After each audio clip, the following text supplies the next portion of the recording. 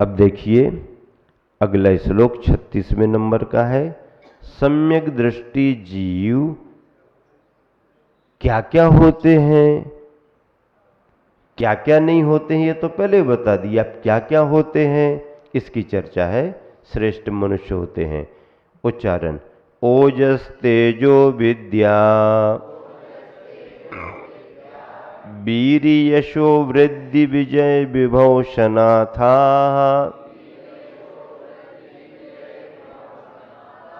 महाकुला महार्था मानव तिलका भवन्ति दर्शन पूता।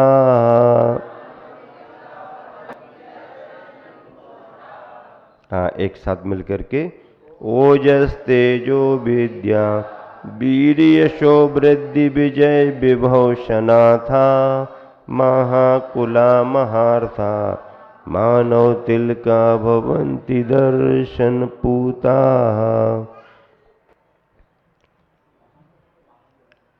महाकुला भी है, महाकुला भी है। महाकुला कहेंगे तो फिर महार्था करते हैं, और महाकुला कर दिया तो महार्था। ऐसे पंडित जी पन्नालाल जी ने दोनों विशेषण बताए हैं। अब देखो अन्वयार्थ। दर्शन पूताः, क्या अर्थ हो गया इसका? सम्यक दर्शन से पवित्र। क्या अर्थ हो गया? सम्यक दर्शन से पवित्र। कौन होगा? जीव होगा।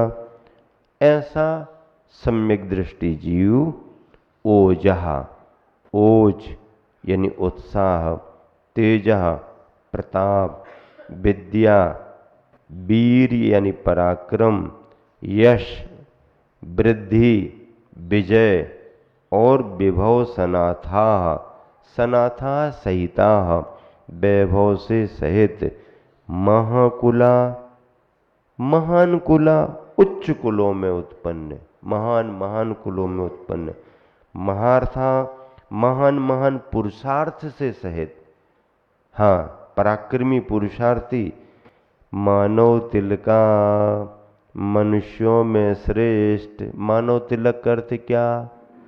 श्रेष्ठ। तिलक क्यों लगा दिया? और तिलक कहाँ लगाया जाता है? कहाँ लगाया जाता है? माथे में। माथा कहाँ होता है? सिर मोर। अभी महाराज जी बता रहे थे ना, ब्यूटी पार्लर ये है वो है, ये सब चीजें याद रहती हैं। अब अगर शास्त्र का कुछ पूछ लें तो भूल जाए। सिर मोर, भैया जी ने क्या कहा? सिर मोर। सिर ऊपर रहता है। प्रभावना अंग के लिए उदाहरण मस्तिष्क का दिया जाता। जैसे हम अपना माथा ऊंचा करके गर्व के साथ अपनी बात बताते हैं, ऐसे ही धर्म की प्रभावना को भी झंडा ऊंचा करके दिखाना पड़ता है। बहुत अच्छा। तो मानव तिलक मनुष्यों में श्रेष्ठ होते हैं। भावार्थ सम्यक दर्शन से जिनकी आत्मा पवित्र हुई है, वे ऐसे मानव तिलक होते हैं जो ओज तेज विद्या वीर यश वृद्धि और विभव से युक्त होते हैं। महाकुलों में उत्पन्न होकर के मनुष्यों के शिरोमणि होते हैं। हाँ, संत शिरोमणि तो सुना है, मानव शिरोमणि भी, अर्थात मनुष्यों में मुखिया प्रमुख पदों को प्राप्त होते हैं। ये इसका अर्थ है। थोड़ा सा इनकी परिभाषा समझें। ओज किसे कहते हैं? उत्साह को ओज कहते हैं। ओज किसे कहते हैं? उत्साह को ओज कहते हैं। तेज प्रताप या कांति को तेज कहते हैं। प्रताप या कांति को तेज कहते हैं। बुद्धि विद्या किसे कहते हैं? हाँ, जो किसी के द्वारा न हरी जा सके। आप धन का हरण कर सकते हो, किसी की बुद्धि का हरण नहीं कर सकते हो। बुद्धि का हरण कैसे होगा? विरासत में संपदा का बंटवारा तो हो सकता है, बुद्धि का बंटवारा नहीं हो सकता। पिताजी के पास जितनी बुद्धि थी उसके 4 हिस्से करो, एक एक भाग हम लोग लेंगे, न भाग हो सकते हैं और न कोई बुद्धि को ऐसे ले सकता है। प्रॉपर्टी का बंटवारा हो सकता है, संपत्ति को बंटवारा करके लिया जा सकता है, लेकिन योग्यता का, बुद्धि का बंटवारा नहीं हो सकता। वो तो अपने भाग्य से आती है, पुण्य से आती है। अपन ये सोचते हैं बच्चे को खूब बड़े स्कूल में जहाँ पर बहुत ज़्यादा फीस लगती है वहाँ पर रखेंगे तो बच्चा बहुत योग्य बन जाएगा। ये एक आपकी मानसिकता है। हो सकता अच्छे वातावरण में कुछ उसकी योग्यता बढ़ भी जाए, लेकिन ऐसे ही स्कूलों में जाने से सबकी योग्यता बढ़ती है तो बिना स्कूलों में पढ़े भी स्कूल कॉलेज चलाने वाले हो गए। हाँ, ऐसा नहीं है कि ज्यादा महंगी फीस है, बिल्डिंग बहुत अच्छी है, स्टैंडर्ड बहुत दिखता है, गाड़ी आती है, गाड़ी ले जाती तो हमारा बच्चा ऑफिसर बन ही जाएगा। ऐसा नहीं है, ड्राइवर कंडक्टर भी नहीं बन पाएगा अगर योग्यता नहीं होगी तो।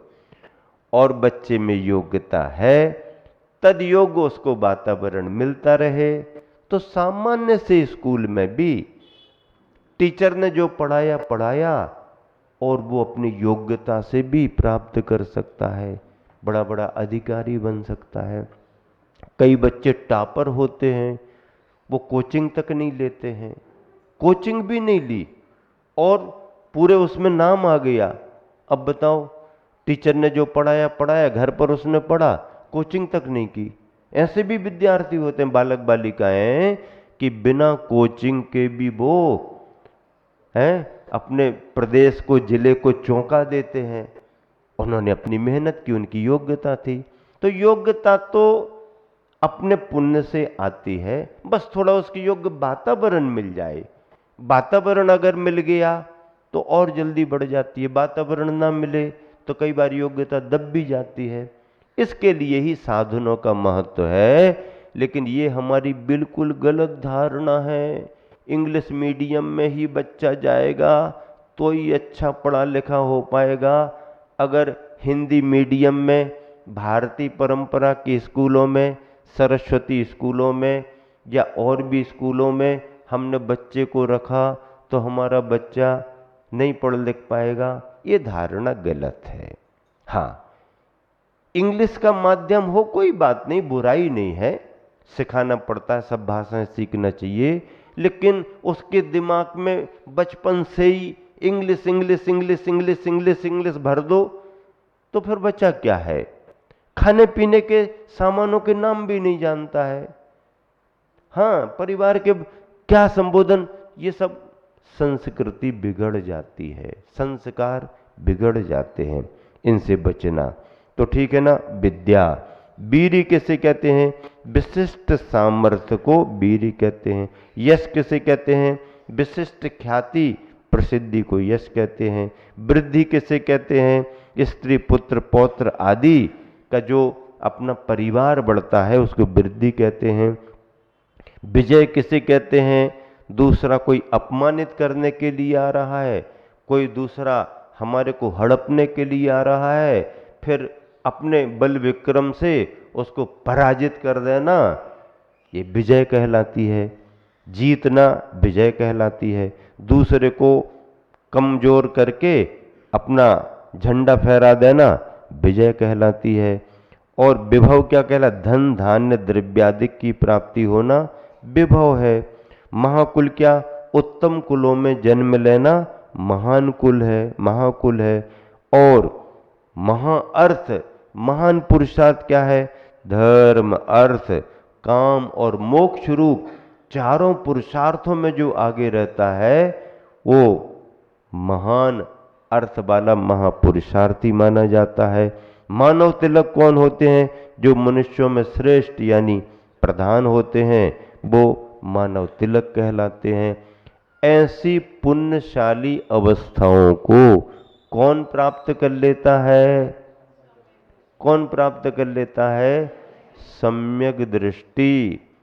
सम्यक दृष्टि अपने शुभ परिणामों से इस तरह के पुण्य का आश्रय करता है कि बिना किसी कॉलेज में जाए उसको सब प्रकार का नॉलेज हो जाता है। हाँ, बिना कोई साधन संपन्नता के भी वो इन सब अपने पुण्य की वजह से अवस्थाओं को प्राप्त करें। साधन सुविधाएं भी उसको मिलती हैं। चलिएगा इसका दोहा पढ़ें, फिर थोड़ी चर्चा करेंगे। ओज तेज विद्या विभव वीर विजय यश वृद्धि पूत दृष्टि कुल नर तिलक पाता अर्थ प्रसिद्धि। सब इसमें आ गया। गुरुवर आचार्य श्री का पद्यानुवाद 36वें नंबर का आप पुनः निकाल लें उसी पेज को। 36वां नंबर। बने यशस्वी बने मनस्वी ओज तेज से सहित बने नीर निधि समधीर धनी भी शत्रु विजेता मुदित घने महाकुली हो शिवपथ साधक मनुज लोक के तिलक बने समदर्शन से विमल लसे हैं शीघ्र निरंजन अलख बने। ये गुरुवर आचार्य श्री द्वारा किया गया पद्यानुवाद है। अब देखिए सम्यक दर्शन की महिमा बतलाई जा रही है और सम्यक दृष्टि वृत्ति भी बनता है, महावृत्ति भी बनता है और वृत्ति महावृत्ति संलेखना को भी प्राप्त करते हैं। संलेखना एक यथा समय होती है, एक अभ्यास और संकल्प पूर्वक होती है और एक आकस्मिक भी होती है। प्राकृतिक आपदा आ जाए, कोई परेशानी आ जाए, स्वास्थ्यगत प्रतिकूलता आ जाए तो उस समय भी साधक अपनी जागृति से संक्षिप्त संलेखना करता है। संक्षिप्त प्रत्याख्यान के रूप में उस संलेखना का विधान है। अभी महाराज जी ने जो संदर्भ सुनाया मुनिराज स्वभाव सागर जी महाराज जी की समाधि का, तो मालथौन में 2017 में उनकी समाधि हुई थी और वो हमारे साथ ही दीक्षित रहे। हम दोनों का ब्रह्मचारी अवस्था में भी पूरा अध्ययन साथ साथ हुआ, साधना साथ साथ रही, एलक अवस्था भी साथ साथ रही, मुनि अवस्था भी साथ साथ रही। फिर संग में आचार्य श्री के द्वारा फिर अलग अलग सब विहार कराए गए। वह जहाँ जहाँ भी रहे उन्होंने प्रभावना की। आपकी पिंडरी में भी उन्होंने चातुर्मास किया और आप सबको प्रेरित करके जगा करके इतना अच्छा स्थान बनाने के लिए प्रेरणा दी और उनके भावों से समाज के पुण्य से भवन भी बन गया। आपने नाम भी जोड़ दिया स्मृति स्वरूप और आचार्य श्री का भी नाम जोड़ दिया। अच्छा है, आज उनकी समाधि की तिथि है। महाराज जी ने स्मरण दिलाया। हमारे साथ रहने के उनके अनेक संस्मरण हैं और अच्छे स्वाध्यायी और साधक वो रहे हैं।